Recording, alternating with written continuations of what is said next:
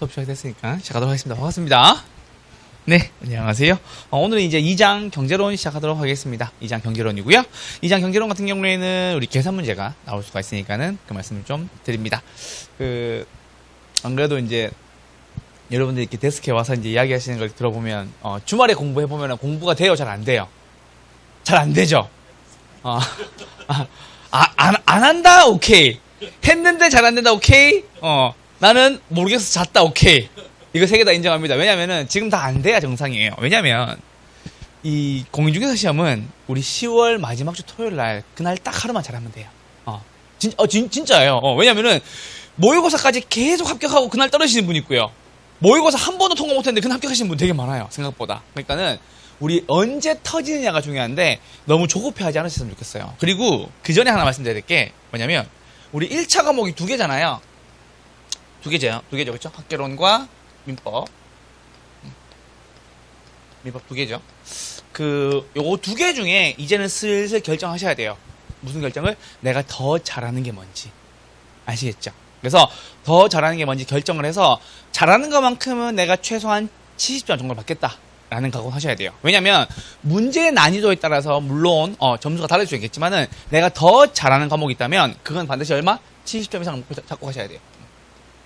왜냐면 못하는 거는 아무리 풀어도 내가 옵션을 뭐 넘길 때도 있고 못 넘길 때도 있는데 내가 잘하는 것은 요거 맞겠다는 목표를 딱 잡으셔야 돼요. 그래서 내가 학교론이 익숙하면은 내가 학교론은 70점 이상, 민법을 잘한다 싶으면 민법은 70점 이상 만단 각오로 공부를 하셔야 됩니다. 아시겠죠? 그래서 한 6월달쯤 끝났을 때 그래도 요 1차 과목 한 과목은 그래도 7점에 준하게 나오는 거구나 라고 해주셔야 됩니다. 물론 뭐 65점 이상도 괜찮아요. 65점 이상까지도 오케이. 그래서 요거 2개가 되시는 분들이 동차를 끝까지 밀고 갈 수 있으니까는 반드시 말씀드리면서 60점까지도 됩니까? 오케이. 그거 됩니다. 왜냐면 왜 그 말씀 드리냐면 잘 잡으세요. 점수를 낮춘 이유가 아니라 왜냐면 보세요. 60점에서 65점까지 몇 문제예요? 4문제죠. 딱 4문제예요. 근데 이 4문제가 만약에 특정 분야에 몰리는 경우가 있어요. 어떤 문제? 계산 문제. 뭔 말인지 알죠? 난 계산 문제를 다 못 풀었는데 6점이에요. 오케이. 근데 뭐만 못하면 되는데 계산 문제 못하면 7점 맞는다고요. 아시겠죠? 왜 말씀드리냐면 요 60점도 조건이 있는 거예요. 내가 계산 문제를 못 푼다? 6점이다? 오케이. 나 교수님 저 계산 문제 2개 맞았는데 60점이에요. 점수 굉장히 잘 맞은 거예요. 왜냐면 이게 8개씩 되거든, 나중에. 그럼 요즘에 75점 되는 거예요. 그러니까 조건부가 걸리는 거지. 쉽게 말하면. 아시겠죠? 민법도 마찬가지. 교수님, 제가 물건을 못해요. 채권을 못해요. 총칙을 못해요. 혹은 주임법, 상해법을 못해요. 중에서 내가 못한 부분이 있을 거예요. 근데 그 부분이 갑자기 확 땡겨져서 점수가 올라간 경우가 있다니까요. 내가 물건법을 못해. 채권법을 좀 하는데 물건법을 못해. 그러면은 물건법을 공부했었을 때 내가 얼마? 4문제가 올라갈 수가 있다고. 아시겠죠? 내가 민총을 못해. 특히나 공법 같은 경우에는 국회법 못하는 분만 되게 많죠. 12문제씩 나오는데, 그쵸? 내가 국회법 못해. 내가 정비법이랑 건축법 잘해. 그리고, 농지법은 당연히 안 하겠지만, 농지법은 신경 안 쓰고 있겠지만, 잘해. 근데 내가 갑자기 국회법을 잘해. 그렇게 점수가 확 올라가는 경우가 있다고요. 그러니까는 내가 어디에 약점인지를 파악되시는 분들은 요 점수 맞아도 된다고. 아시겠죠? 왜? 내 약점만 못하면은 70점까지 올라갈 수 있으니까. 근데 내가 어중간하게 다 못하면서 60점 이하가 나와. 그러면 빨리 공부 열심히 하셔야 돼요. 아시겠죠? 그러니까는 무슨 말이냐면 내 강점과 약점을 알고 내가 점수를 어떻게 올릴지를 고민하셔야 된다고. 왜냐면 제가 이제 경제학 전공이니까 제가 학교로는 익숙했을 거 아니에요. 시험을 딸 때. 근데 제가 학교로는 맨날 80점 이상, 70점 이상 나왔었어. 근데 민법이 맨날 50점 간당간당 한 거예요. 그래서 제가 특단의 조치를 취한 게 뭐냐면 무슨 조치를 취했냐면 아직도 기억이 나. 어차피 민법은 외우면 되잖아요.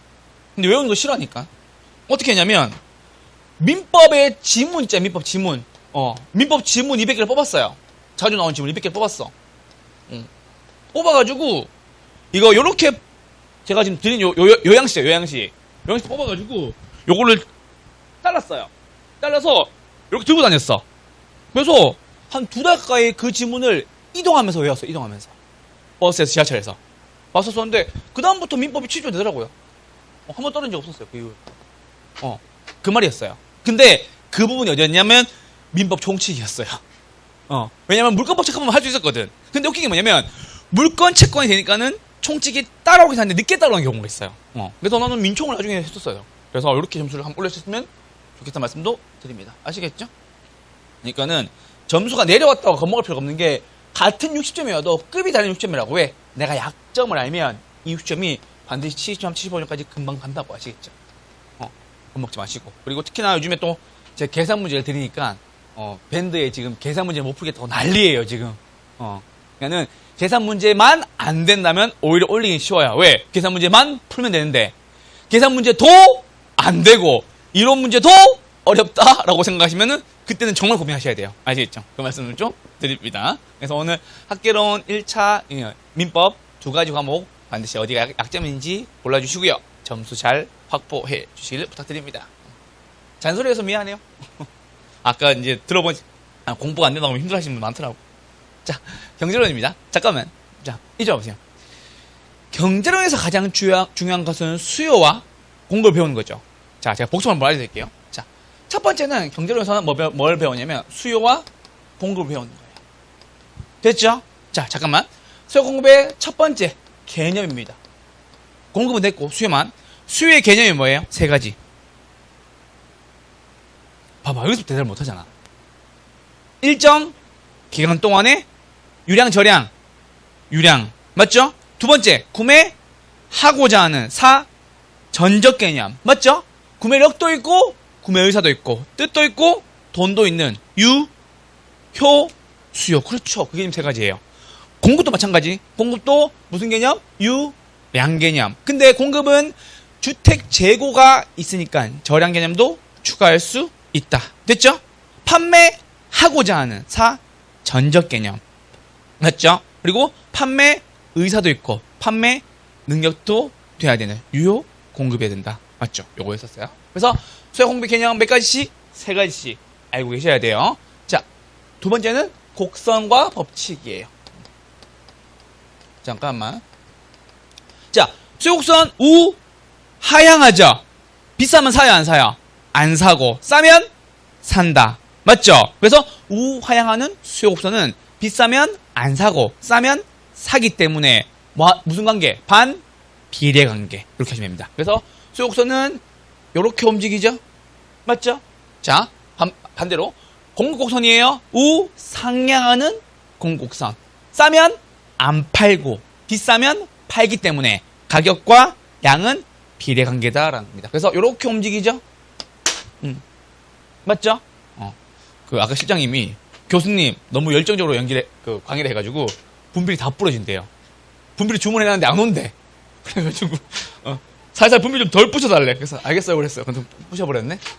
미안해요 실장님. 보고 계신가요? 벌써 부러뜨렸어요. 수업 시작 10분 만에. 미안합니다. 자, 그래서 수요 법칙, 공급 법칙입니다. 그러니까 법칙은 비싸면 안 사고 싸면 산다. 공급 법칙은 비싸면 팔고 싸면 안 판다. 곡선은 우하향, 우상향입니다. 자, 두 번째는 수요와 수요량의 변화. 자, 수요의 변화와 수요량의 변화는 개념이 다르죠? 수요량의 변화는 원인이 몇 가지예요? 원인이 몇 개? 1개. 곡선도 몇 개? 1개. 그렇죠. 됐죠? 그래서 우하향하는 거니까는 어디상? 곡선상 점의 이동으로 되는 거죠. 그 원인이 뭔데요? 해당제와의 가격 변화. 어디 있는데? 여기 있잖아. 됐죠? 어디에 영향을 미치는데? 양에 영향을 미치겠지. 됐죠? 수요의 변화는 원인 몇 개? 여러 개. 이제는 여러 개라고 하면 안 돼요. 아시죠? 소, 선, 인, 예, 대. 자르고 보, 이거. 소선이대가 올라가면 수요가 증가하고 보이거가 떨어지면 수요가 증가하고 수요가 증가하면 곡선은 어디로 움직여요? 우측으로 움직인다. 됐죠? 두 번째. 원인 여러 개고 곡선은 몇 개? 3개. 됐죠? 곡선 얘가 아니죠? 뭐 때문에? 양만 보면 되는 거니까는 증가하면 어디로? 우측으로. 감소하면 어디로? 좌측으로 움직이게 되는 겁니다. 되셨나요? 요 개념이 우리 1교시 할 거예요. 이제 얼마나 편해졌는지 한번 봅시다. 자, 지금부터 출발해보죠. 경제론 여러분한테 좀 다듬어 드리고 가야 될 것 같아서 말씀 좀 드린 거예요. 잠시만요. 자, 우리 1교시 해야 될 게 요 개념이에요. 두 가지 개념. 자, 수요 공급에 대한 이론, 개념, 곡선, 특징, 그리고 수요의 변화와 수요량의 변화. 됐죠? 잘 보세요, 여러분들. 자, 봐봐. 수요량의 변화. 글자 하나 더 추가됐죠? 원인 몇 개? 한 개. 곡선 몇 개? 한 개. 끝. 이렇게 하시면 됩니다. 아시겠죠? 제가 모든 팀을 다 알려드릴 거예요. 자, 경제로는 계산 문제 필수로 푸셔야 되고요. 시간 투자하셔야 됩니다. 선택과 집중이라고 얘기하는데 사실은 저는 선택과 집중에 좀 동의하지 않는 이유가 경제로는 할 수 있어야 뒤에 투자론, 금융론이 다 편합니다. 왜? 계산 문제를 처음으로 만나는 것이니까요. 오늘 1교시에는 우리 1번과 2번에 대한 내용 좀 깊게 보도록 하겠습니다. 자, 수요였습니다. 우리 방금 배웠던 개념 다 나옵니다. 수요의 개념은 일정 기간인 유량, 저량, 유량 개념 동안 누가 소비자가 대상지 하나 서비스를 구매하고자 하는 사전적 개념입니다. 라는 소리입니다. 그래서 욕구 체크하시고, 자, 수요량이란 주어진 가격 수준에서 수요자들이 구매하려고 의도된 재화량이고, 일정 기간이 명시된 유량의 개념이고, 여기 나왔죠? 수요량 반드시 뭐가 돼야 된다? 수요여야 된다. 수요란 구매 의사 및 구매 지불 능력이다. 미안합니다, 시장님. 뜻도 있고, 뭐도 있고, 돈도 있고. 됐죠? 그래서 수요량은 주어진 가격 수준에서 수요자가 구입하고자 하는 최대 수량이고, 수요 가격은 잘 보세요. 수요 가격은 내가 돈 쓰는 사람이에요. 맞죠? 나 여기까지만 쓸게라고 얘기하죠. 무슨 가격? 최대 지불용이. 이게 공급 가격에 달라서 그래요. 아시겠죠? 수요 함수는 재화의 수요와 수요에 영향을 주는 결정 요인들 간의 관계를 나타내는 것으로서 다른 조건 일정하면 가격이 오르면 산다, 안 산다? 안 산다. 맞죠? 비싸지면 구매하지 않으려 하고, 가격이 떨어져요? 사요, 안 사요? 산다. 그래서 싸지면 구매하려고 합니다. 무슨 법칙? 무슨 관계? 반비례 관계. 반비례하니까는 하향하게 되겠네요. 됐죠? 이제 좀 편하게 와닿죠? 자, 두 번째 볼게요. 자, 유량과 저량입니다. 작년에 요 문제가 나와가지고 올해는 또 어떻게 물어는 볼 것 같은데 어떻게 물어볼지가 좀 궁금하긴 합니다. 그래서 내용을 다 알고 계셔야 돼요. 자, 유량에다가는 기간 체크, 저량에다가는 시점 체크해주시면 됩니다. 됐죠? 문제 나와 있어요. 자, 그래서 보세요. 저량 나왔죠? 교수님, 암기 코드 왜 해야 되나요? 다 물어보는 경우가 있거든. 옳은 거 물어보는 경우가 있거든. 아시겠죠? 자, 저량 나왔어요. 뭐라고? 가. 맞죠? 보통 누구라고요? 단인이라고요. 아시겠죠? 제자가 보통 단위.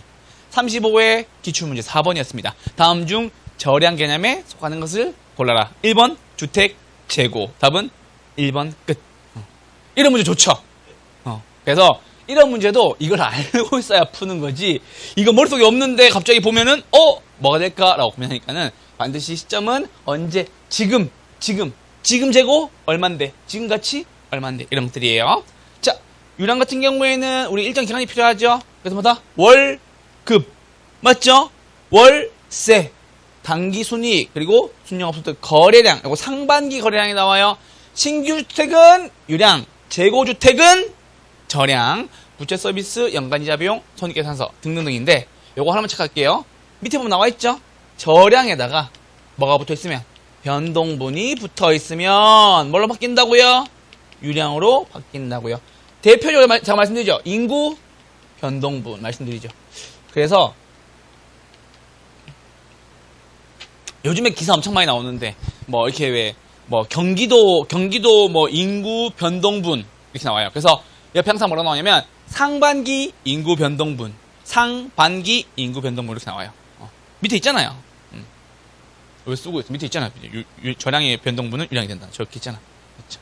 이렇게 해서 유량과 저량 봐주시면 되겠습니다. 됐죠? 됐어요 지금? 안 써도 되냐? 밑에 있잖아 지금. 그렇죠? 자, 그 다음 넘어보세요. 자, 이제 수요의 변화와 수요량의 변화입니다. 한 장 넘겨주세요.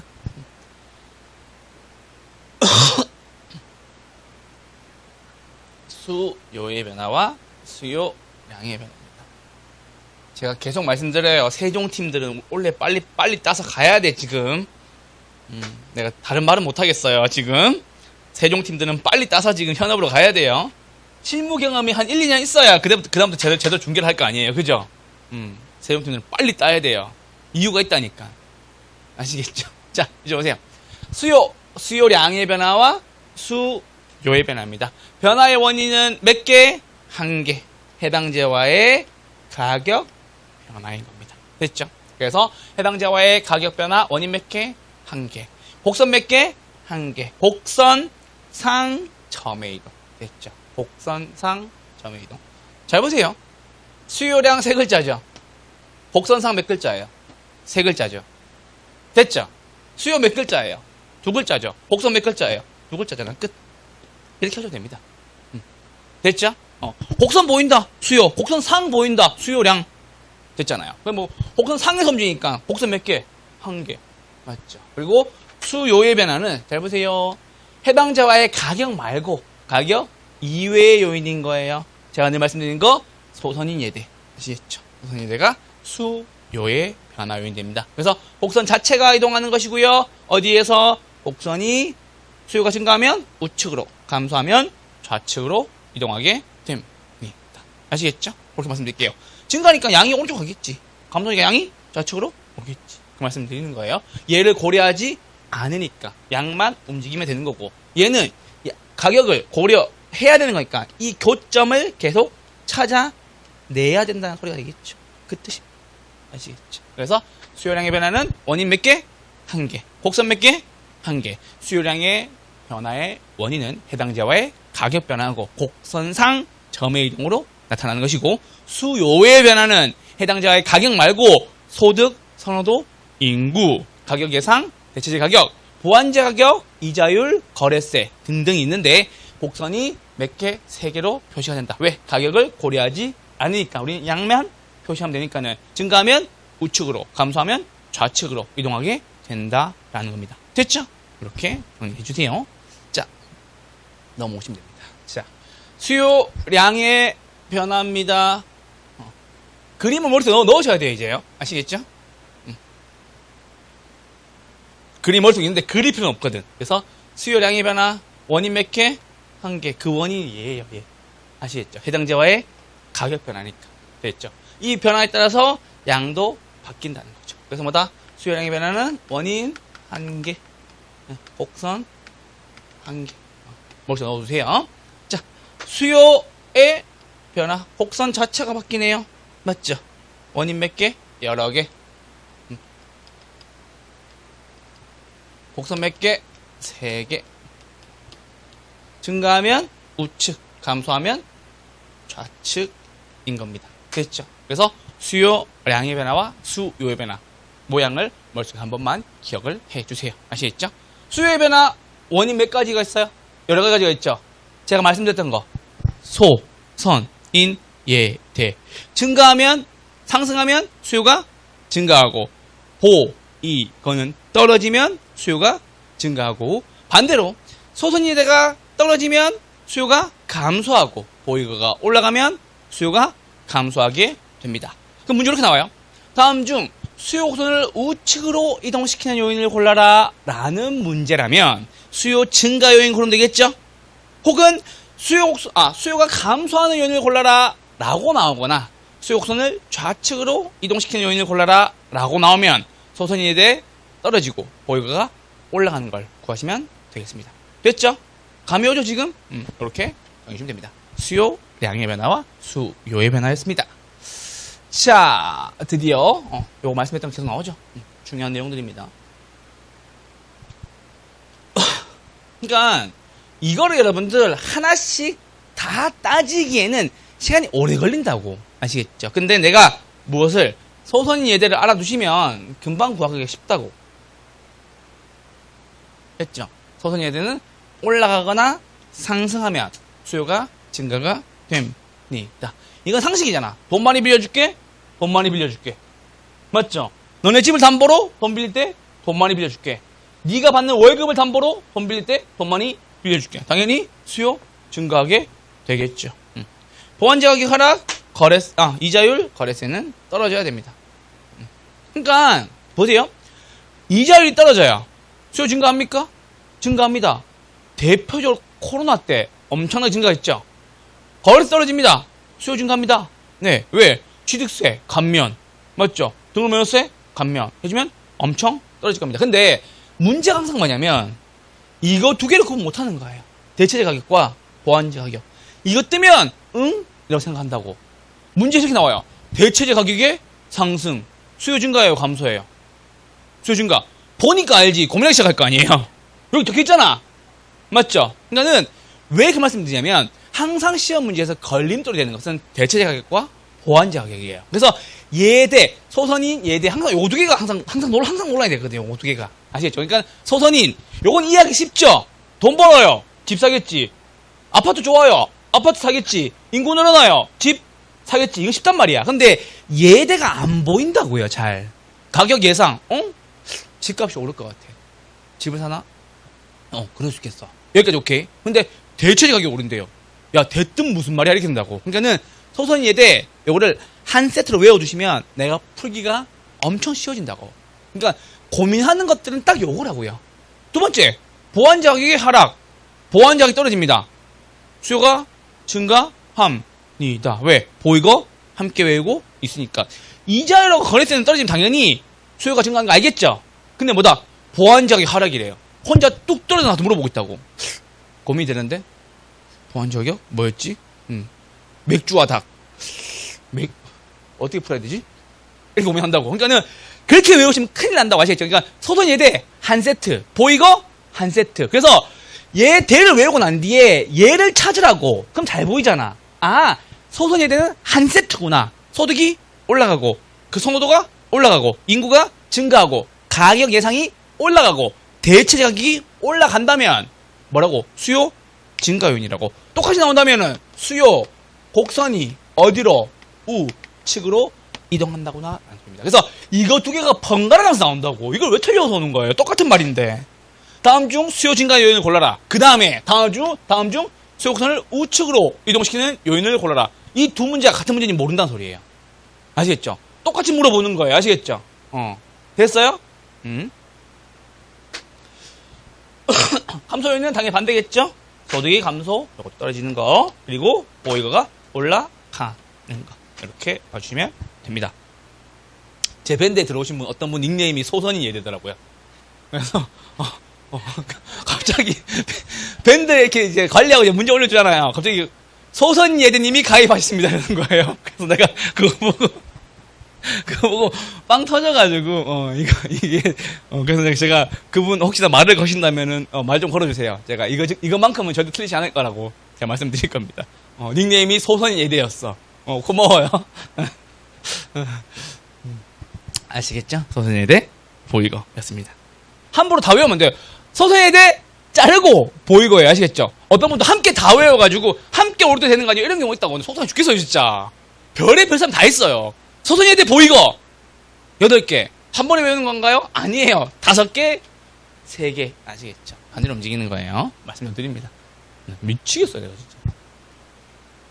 자, 공급입니다. 수요와 공급은 똑같은데 방향만 반대고 방향이 반대라는 것은 비례관계다라는 얘기가 되겠죠. 자, 공급입니다. 일정 기간인 유량 저량 유량 판매하고자 하는 전적 개념 됐죠? 판매하고자 공부도 하고자 맞죠? 공부도 전적 개념이에요. 막 그냥 자시는 분도 있어. 그냥 주무시는 분도 있어. 막 하물며 이렇게 동시에 하시는 분도 있어. 공부한 척 하다가 자는 분도 있어. 막 분명히 공부 시작했는데 어느 순간 1시간 지났는데 잤어 내가. 아시겠죠? 동시 시행 아니에요. 아시겠죠? 전적 개념이에요. 구매하고자 판매하고자 한다라는 얘기입니다. 자, 공급량이에요. 주어진 가격 수준에서 생산자들이 생산하려고 의도된 재화의 양이고요. 유량도 있지만 요거는 신규 공급이 하나는 거고요. 저량 같은 경우에는 유량도 있고 뭐도 있다? 재고량도 있다라는 겁니다. 공급량은 당연히 유효 공급이어야 되고요. 판매 의사도 있고 판매 능력도 되어야 됩니다. 아시겠죠? 옛날에 우리 코로나 때 마스크 공장 되게 유행했던 거 알아요? 주변에 이미 저는 이제 강의를 하고 있는데 제 주변의 사람들이 이제 저는 물건을 몇 개 이제 보고 있는 것도 있으니까 저한테 마스크 공장 구해달라고 그렇게 문의가 많이 들어왔었어요. 이렇게 막 뭐 어디냐, 뭐 파주, 의왕, 포천, 막 남양주 이런 쪽에 혹시 막 마스크 공장 없냐고. 아시겠죠? 그래서 내가 공급량이군. 능력이 되니까 찾겠지? 라고 생각했단 말이에요. 아시겠죠? 공급량은 유효 공급해야 되고요. 공급량은 주어진 가격 중에서 생산자가 생산하고자 하는 최대 수량이고, 아까 수요 가격은 최대한의 가격이었죠. 공급 가격은 최소한의 가격. 생각해 보세요. 내가 사러 갔어. 나 10,000원 이상은 못 줘요 라고 하죠. 최대 가격. 근데 내가 마스크 파는 사람이에요. 나 이거 이하는 안 팔아야 되겠지. 그 뜻이라고. 아시겠죠? 그러니까는 수요 가격은 최대, 공급 가격은 최소라는 거 기억하세요. 아시겠죠? 이거는 여러분들이 실제에서 계속 써먹고 있는 건데 이거 나오면 틀리더라고. 아시겠죠? 헷갈릴 필요가 없지. 왜? 수요자는 가격을 가장 많이 낸 거고, 이거 이상은 돈 못 내요. 근데 내가 반대로 파는 사람이야. 사장님 맨날 얘기하잖아. 아, 사장님 이거 이하는 못 깎아줘요. 맞잖아요. 뭐다? 최소 가격. 맞죠? 그렇게 경제하시면 됩니다. 이거 맨날 하는데 왜 모르는 거예요? 맨날 하잖아. 수요 가격은 돈 더 이상 못 쓴다. 공급 가격은 돈 더 이상 못 낮춰준다. 됐죠? 이 뜻입니다. 공급 함수입니다. 재화의 공급과 영향을 주는 결정당의 관계를 나타내는 것이다. 공급 법칙. 비싸지면 팔고 싸지면 안 판다. 그래서 상향하는 무슨 곡선 비일의 관계가 되는 것이 공급 곡선의 법칙입니다. 됐죠? 이렇게 정리해주시면 됩니다. 자, 홍곡선입니다. 홍곡선은 요 특이사항을 몇 개 좀 봐야 되는데, 자, 물리적 공급 돼요, 안 돼요? 돼요, 안 돼요? 이거 공급량 바꿔주세요. 물리적 공급 돼요, 안 돼요? 안 되죠? 맞죠? 부증성 때문에 안 되죠. 그래서 물리적 공곡선은 부증성 때문에 수직이고 완전 비탄력적이다. 완전 비탄력적이란 말은 양 변한다, 안 변한다? 양 안 변한다. 뭐 불변? 양 불변한다 라는 얘기입니다. 그래서 양이 바뀌지가 않는 거죠. 됐죠? 근데 경제적 공곡선은 뭐 때문에? 용도의 다양성 때문에 바뀔 수 있다, 없다? 바뀔 수 있다. 우리 새만금, 그쵸? 새만금도 원래는 우리 땅이었죠? 맞죠? 거기 원래 갯벌이었는데 거기가 돈이 될 것 같으니까는 메워가지고 택지 등으로 이용을 하고 있는 거죠. 그래서 경제적 공곡선은 우상향한다 라는 얘기입니다. 됐죠? 그래서 요거에 힘을 줘서 잠깐만 볼게요. 자, 그래서 자, 단기 공곡선은 가파르고 장기 공곡선은 더 완만하다라는 겁니다. 자, 근데 이건 쉬운 거 뭐냐면, 자, 단기예요. 여러분이 이제 제가 이제 집을 구하는 세입자예요. 여러분 집주인이야? 집주인이에요? 자, 혹은 건축업자예요. 자, 저한테 내일까지 집을 한 채 주세요라고 얘기해요. 새 집은 지어서 줘요, 못 줘요? 못 주죠. 근데 있는 집은 줄 수 있어요, 없어요? 있죠. 그래서 단기에는 재고량의 변화만 있기 때문에 양 변화가 적어요. 됐죠? 근데 내가 이렇게 얘기하는 거지. 그럼 저한테 5년 이내에 집 한 채만 주세요 라고 얘기하는 거예요. 돈은 제가 원하는 대로 드릴게요 라고 얘기하면서 있는 건 줄 수 있죠? 맞죠? 제가 약간 돈이 많아 보여. 내가 새 집을 지어서 줘야 되겠다. 마음 먹는 거죠. 뭐다? 신규 공급도 가능하다. 그래서 신규 공급은 양변화가 더 크다라는 얘기입니다. 양변화가 크다는 것은 기울기가 더 완만하다라는 소리가 되는 거고요. 맞죠? 왜? 요 가로축이 양을 의미하는 거니까. 아시겠죠? 그렇게 말씀을 좀 드립니다. 그래서 단기에는 재고만 공급이 가능하니까는 장기에 비해서 기울기가 가파르고, 장기에는 재고도 되고 신규 공급도 가능하니까는 단기에 비해서 더 평평해지고 더 탄력적으로 변한다라는 겁니다. 됐죠? 이렇게 말씀드립니다. 자, 공급 변화와 공급량의 변화 모양 똑같죠? 공급량의 변화 원인 몇 개? 한 개. 주말에 뭔 일 있었어요? 내가 좀 불리한 것 같아. 월요일이라서. 나도 수요일이나 목요일날 할 걸. 월요일날부터 이렇게 와가지고 이렇게. 내가 좀 불리한 것 같아요. 자, 공급량의 변화 원인 몇 개? 한 개. 곡선 몇 개? 한 개. 됐죠? 공급이니까는 우상향, 우하향, 우상향. 공급의 변화는 요건 상식으로 푸는 거예요. 아시겠죠? 요거는 뭐다? 원인이 여러 개. 상식. 생산 요소 가격이 떨어져요. 공급이 증가하겠죠. 건축업자 수가 늘어나요. 공급이 증가하게 되겠죠. 인건비가 떨어져요. 공급이 증가하게 되겠죠. 얘는 읽으시면서 푸시면 되는데 문제도 수요보다는 좀 덜 나와요. 보통 수요가 한 7, 8, 공급이 한 2, 3 정도. 아시겠죠? 나옵니다. 자, 곡선 자체 이동하는 거죠. 곡선이 이동하게 됩니다. 됐죠? 증가하면 우측, 감소하면 좌측입니다. 수요랑 모양 똑같습니다. 수요랑 성격이 똑같습니다. 모양은 다르고요. 우상향, 우하향이니까 말씀을 드립니다. 자, 공급량의 변화, 공급의 변화입니다.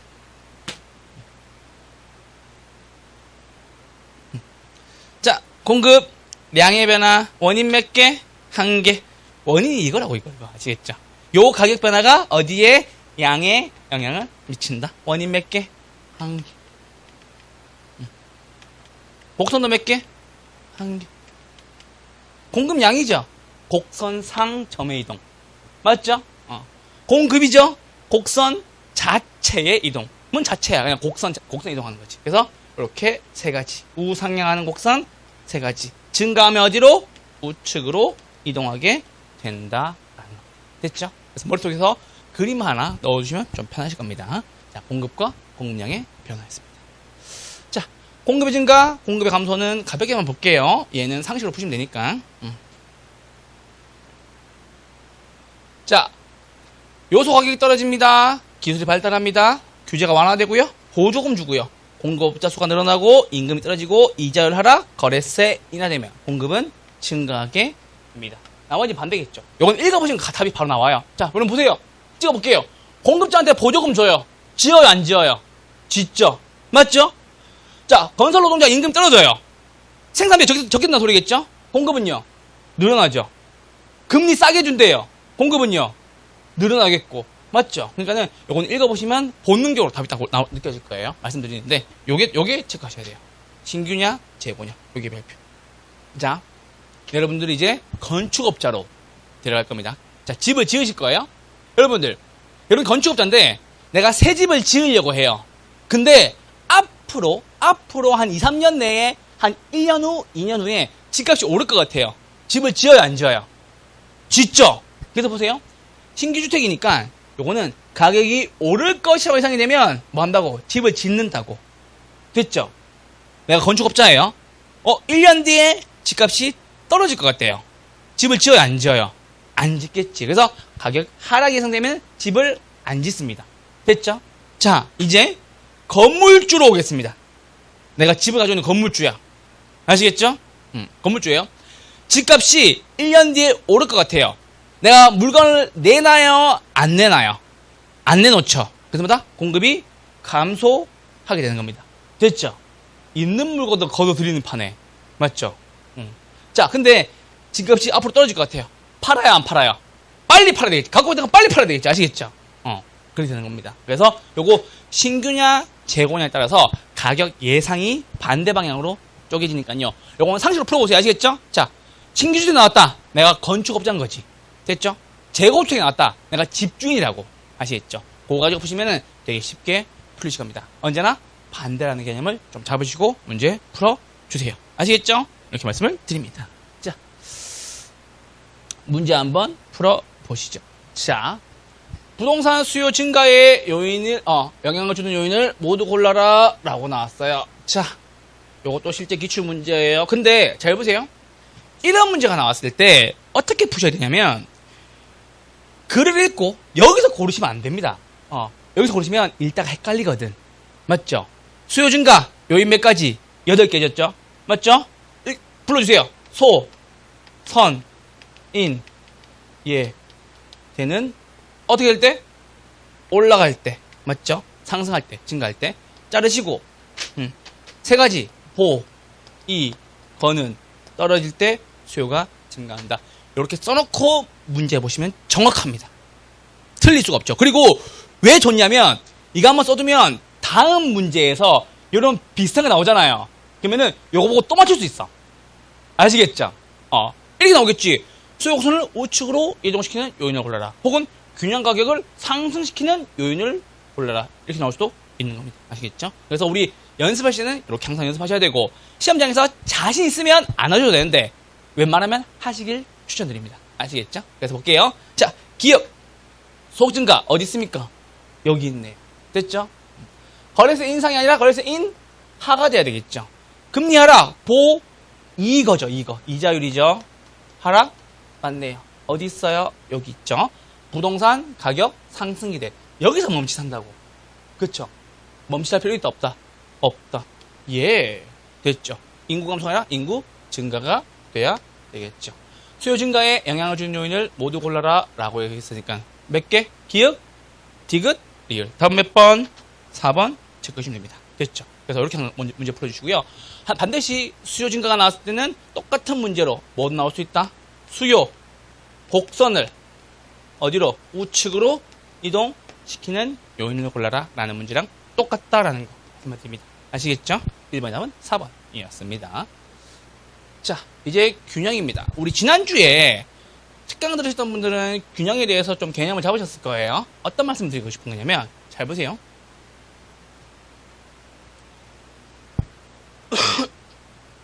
자,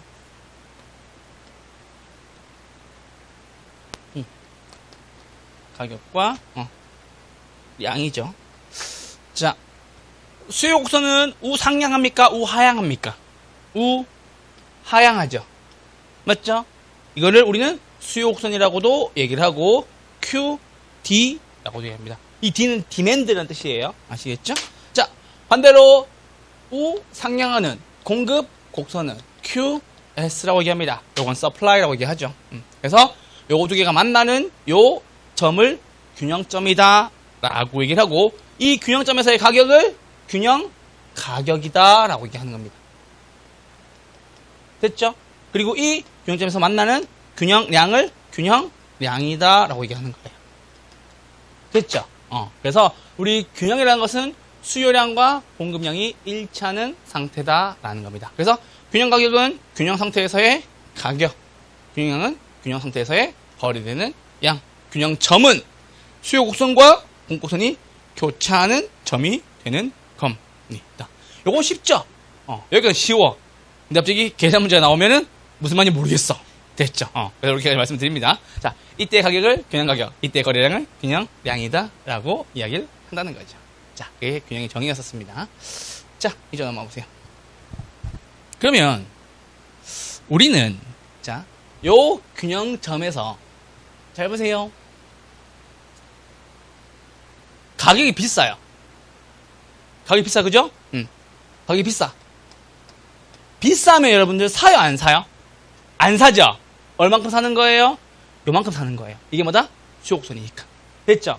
근데 비싸면 팔아요, 안 팔아요?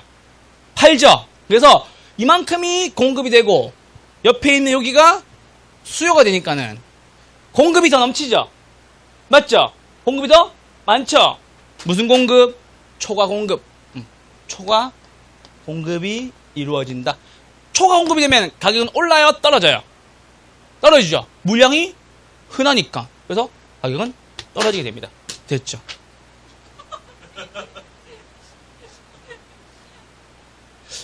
참, 찔려요. 미안해요. 자, 이쪽으로 오세요. 괜찮아요. 내가 사주면 되지. 돈 벌어가지고. 특강 왜 하는데? 분필사로 특강 하는 거예요. 됐죠? 자, 반대로. 공급이에요. 잠깐만 쳐드릴게요. 자, 공급이에요. 몇 번째? 수요예요. 자, 공급이죠? 싸니까 팔아요, 안 팔아요? 안 팔죠? 공급은 양이 작아지고, 수요입니다. 싸면 사요, 안 사요? 사죠? 그래서 수요량은 더 많아진다는 소리입니다. 그러면은 수요가 많으니까는 초과 수요가 벌어지게 되겠죠? 맞죠? 초과 수요가 벌어지니까 가격은 당연히 올라가게 되겠죠. 그래서 초과 공급과 초과 수요 사이를 왔다 갔다 하면서 무엇이 균형점이 만들어지는 겁니다. 아시겠죠? 이렇게 말씀을 드립니다. 자, 넘어오세요. 자, 균형 가격의 형성 과정입니다. 수요 공급이 불균형으로 인해서 균형 가격을 형성하지 못할 경우 수요 공급의 경쟁을 통해서 균형 가격을 형성하게 됩니다. 그러니까 서로 싸운다는 소리예요. 그래서 가격이 높으면은 판다는 사람이 많으니까는 초과 공급이 되고요. 가격이 쌀 때는 사겠다는 사람이 많으니까 초과 수요가 이루어지겠죠. 초과 공급이 발생하여 가격이 떨어지고 초과 수요가 발생해서 가격이 상승함으로써 균형 가격이 만들어지게 된다는 것이 한 줄 정리입니다. 아시겠죠? 이렇게 하나 정리를 해드렸습니다. 자, 이쪽으로 넘어오시죠. 균형의 변동입니다. 잠깐만. 변동 넘어가 잠깐만. 여기까지 설명을 해야 되니까. 자, 이쪽 와보세요. 자, 균형이라는 문제가 나왔을 때는 문제 형태는 반드시 두 가지 형태밖에 나올 수가 없어요. 방금 설명드렸던 균형이 전형적으로 균형의 계산 문제가 나올 수가 있는데 우리 균형의 변동 들어가기 전에 잠깐만. 균형은 첫 번째 나올 수 있는 문제가 계산 문제. 이거 나오면은 겁먹으시는 분 많은데 겁먹을 필요가 없다니까. 왜냐면 QS는 이렇게 정리, 그리고 QD는 이렇게 정리 하시고 문제 대표 본다고 QS와 QD를 각껴놓고 푸시고 우리는 QS와 QD를 통해서 P와 Q를 각각 구하시면 된다고. 아시겠죠? 우리 요거 헷갈리시는 분들은 제가 지난주에 특강 자료에서도 드렸을 거고 지난주에 우리 계산 문제란 이라는 자료에서도 드렸을 거예요. 아시겠죠? 또 우리 늘 고민하지. 그 계산 문제의 1주차 3번 문제는 제가 이렇게 낸 적이 있었어요. P는 이렇게 50 마이너스 3Q S 이렇게 낸 적이 있었어요. 했더니만 이걸 막 P로 정리하시더라고. 그래서 안 풀리는 거예요. 요거 2로 합시다. 2. 3되면 나누기 힘드니까. 아시겠죠? 요것도 어떻게 정리하는 거다?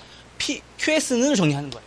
아시겠죠? 얘가 넘어가면 QS는 50 마이너스 P가 된다. 됐죠? 이거 플러스 바꿔야 되겠네. 플러스 바꿔야 돼요. 왜? 공급이니까 증가함수니까 바꿔야 돼요. 죄송해요. 자, 그래서 QS는 요거만 넘어가면 되겠죠? P 마이너스 50 이렇게 되겠죠? 나누기 2하면 얼마?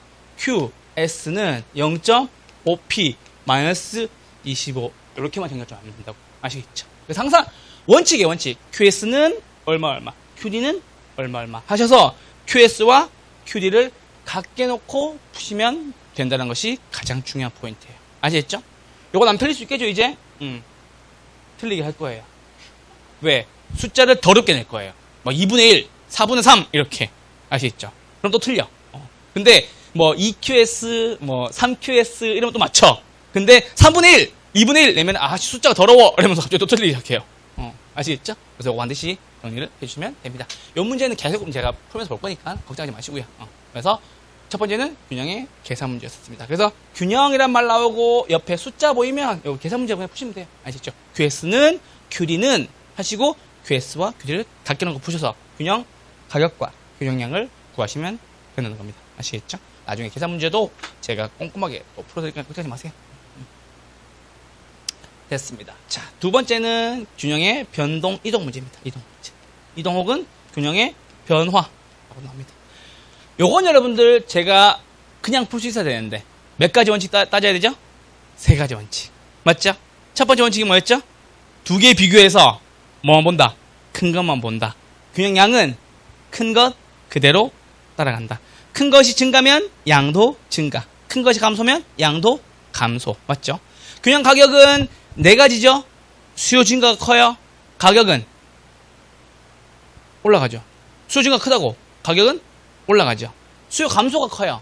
가격은 떨어지게 될 거고 공급의 증가가 커요. 물량이 많아지니까 가격은 떨어지게 되겠지. 공급의 감소가 커요. 물량이 없으니까 가격은 상승하게 될 겁니다. 됐죠? 자, 이쪽 보세요. 시장 균형이 변동한다는 것은 결국 수요 곡선과 공급 곡선의 변화로 인해서 균형 상태를 다시 만든다라는 소리입니다. 원래는 균형이었는데 외부에서 충격이 생겨서 균형이 바뀐다는 소리입니다. 자, 이쪽 와보세요. 균형의 변동은 크게 세 가지가 있습니다. 근데 요거 나오면 되게 쉬워. 자, 이쪽 와보세요. 제가 이건 그려드릴게요. 한 번을 그려드려야 되니까. 자, 1번입니다. 공급은 바뀐다 안 바뀐다? 안 바뀐다. 맞죠? 공급은 고정이 되어 있는데 수요가 변하는 경우가 있습니다. 우하향하는 수요가 변하는 경우가 있다고. 됐죠? 그래서 증가하면 우측으로, 감소하면 좌측으로 이동하게 됩니다. 그래서 균형점이 어디로? 이쪽으로 이동하게 되거나 아래로 내려오게 되는 경우를 얘기하는 겁니다. 아시겠죠? 자, 그럼 볼게요. 자, 이제 보세요. 원래 수요. 제로. 요게 S. 요게 1. 요게 2. 자, 원래 균형점이 여기였었어요. 공급은 가만히 있는데 수요가 증가했어요. 가격은 올라가죠. 양은요? 증가하게 되겠지. 됐죠? 그 말씀 드리는 거예요. 자, 반대로 수요가 고정되어 있고 공급이 변화합니다. 자, 수요는 고정되어 있대요.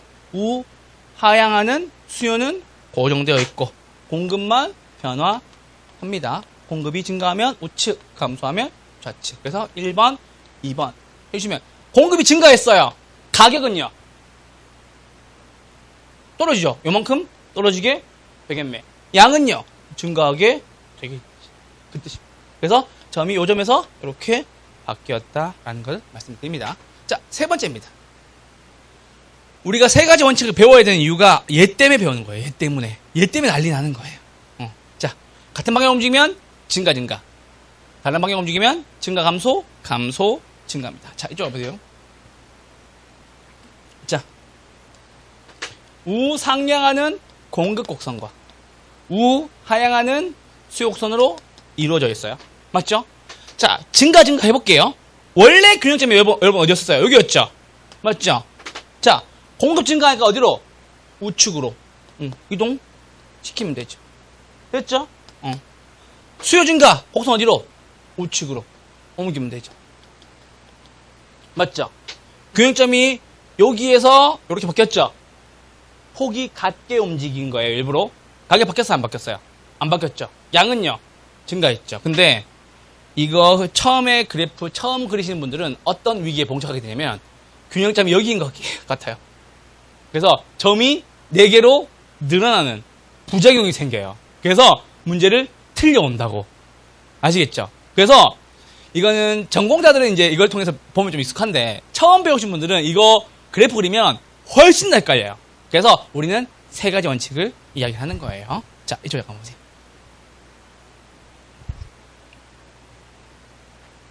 이제 이건 잊어. 됐어요. 잊으세요.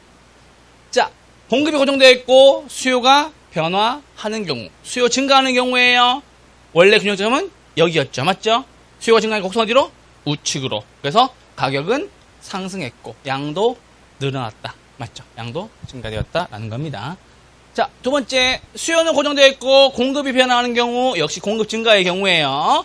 그래서 원래 균형점은 여기였는데 맞죠? 양은 증가할 것이고 공급 증가니까는 가격은 떨어지게 되겠지. 그래서 하나는 불변하고 하나만 변화할 경우에는 되게 쉬워요. 근데 문제는 여기에서 드러나는 거죠.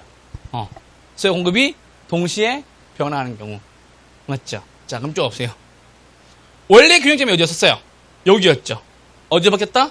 이렇게 바뀌었다. 폭이 같다면 자, 잘 보세요. 요거 기억나셔야 돼요. 자, 수요 증가. 나 몇 개 사고 싶어? 2개 사고 싶어. 됐죠? 공급 증가. 야, 내가 2개 팔게. 맞죠? 사고 싶은 사람이 2명이 생겼는데 파는 사람도 2명이 생겼어요. 가격 바뀌어요, 안 바뀌어요? 안 바뀐다. 양은요, 늘어나겠지. 그 뜻입니다. 아시겠죠? 그래서 보세요. 공급과 수요가 동시에 변하는 경우에는 교점이 4개로 바뀌어요. 그래서 이 교점을 찍기가 힘든 경우가 많다고. 그래서 이 교점을 잊으시고 이제 세 가지 원칙을 통해서만 배울 겁니다. 아시겠죠? 그것도 안 된다 싶으신 분들은 머릿속에서 그리세요. 수요 증가 2개, 공급 증가 2개. 사고 싶다 2명, 팔고 싶다 2명. 가격 안 바뀌고 양은 늘어난다. 됐죠? 이렇게 정리해 주면 되겠습니다. 자, 이제 넘어가 보세요. 여기까지 하고 잠깐 쉴게요. 자, 잘 보세요. 수요 증가, 공급 증가 중에서 뭐가 크다? 수요 증가가 크다. 양은요? 공급 증가가 크다. 양은요? 증가다. 양은요? 증가. 양은 다 증가. 됐죠, 지금? 고민할 필요 없죠, 이제? 자, 교수님, 전 이것도 모르겠어요. 하시는 분들, 이 숫자 쓰세요. 3개 사고 싶어요? 2개만 팔아요. 맞죠? 당연히 양은 증가해야 되겠죠? 왜? 시장에 사고 싶은 사람 3명, 팔고 싶은 사람 2명. 자, 수요 증가 크죠? 맞아요? 한 명 더 사고 싶네요. 가격은요? 상승. 왜? 인기가 있으니까. 됐죠? 두 번째, 수요 증가보다 공급 증가가 커요. 사고 싶은 사람은 2명, 팔고 싶은 사람은 몇 명? 3명. 맞죠? 한 개가 남아 도네요. 가격은요? 하락. 뭐다? 물량이 더 많으니까. 됐죠? 자, 나 2개 사고 싶어요. 야, 2개 팔게. 가격은요? 불변. 양은 다 증가. 그래서 보세요. 증가인 경우에는 양이 무조건 증가해요. 됐죠? 자, 두 번째. 밑에 건 감소네요. 감소. 양은요? 감소. 볼 필요 있다, 없다? 볼 필요 없어요. 됐죠? 자, 근데 보세요. 수요 감소가 커요. 맞죠? 나 3개 안 사고 싶어요. 맞죠? 근데 2개만 안 판대요. 맞아요? 그럼 안 사고 싶으면 한 명 더 있죠? 인기 있다, 인기 없다? 인기 없다. 가격 하락. 됐죠? 자, 3개 안 팔래? 2개 안 사. 맞죠? 안 파는 사람이 더 많죠? 물량 있다, 물량 없다? 물량 없다. 가격 상승. 맞죠? 야, 나 2개 안 사. 야, 나도 2개 안 팔아. 가격 변한다, 안 변한다? 안 변한다. 그 뜻입니다. 됐죠? 요건 틀려오시면 안 돼요. 아시겠죠? 그래서 우리 동일 방향으로 움직일 때 증가면 양 증가, 감소면 양 감소. 아시겠죠? 그래서 보세요. 동일 방향이에요. 자, 즉 같은 방향이죠. 맞죠? 왜? 증증 감감이니까. 맞죠? 같은 방향으로 움직일 때는 양은 고민하지 마세요. 뭐만 체크하면 된다. 가격만 체크하면 된다. 맞죠? 같은 방향으로 움직일 때 뭐 고려하라고? 가격만 잘 보시라고. 아시겠죠? 그래서 같은 방향으로 움직일 때는 뭐 보라고? 가격만 잘 체크하시라고. 증가, 양 증가. 감소, 양 감소. 수요 증가가 크면 가격 오르고, 공급 증가가 크면 가격 떨어지고, 증가가 같으면 가격 불변하고. 맞죠? 수요 감소가 크면 가격 떨어지고, 공급 감소가 크면 가격 상승하고, 감소 폭이 같다면 가격은 불변하게 된다. 그러니까 같은 방향으로 움직일 때는 무엇을 고려하라고? 가격만 잘 체크하시라고. 아시겠죠? 가격이 오르고 떨어지고 불변할 수 있으니까. 그러면은 크기를 모른다면 같은 방향의 경우에는 가격도 모르겠네요. 이제 보세요. 봐봐. 크기를 모른다고. 그러니까 증가래요. 가격을 알 수가 있다, 없다? 없다. 왜? 수요 증가 크면 가격이 오를 거고, 공급 증가 크면 가격이 떨어질 거고, 같다면 가격이 불변할 건데, 수요 증가, 공급 증가라고만 나와 있고, 크기 비교가 없다면, 무엇은? 가격은 알 수 없다는 겁니다. 아시겠죠? 거기까지 말씀을 드립니다. 감소 역시 마찬가지. 그래서 동일 방향까지 했고요. 저희는 잠깐만 쉬었다가 우리 다른 방향부터 계속 보도록 하겠습니다. 잠깐만 쉴게요.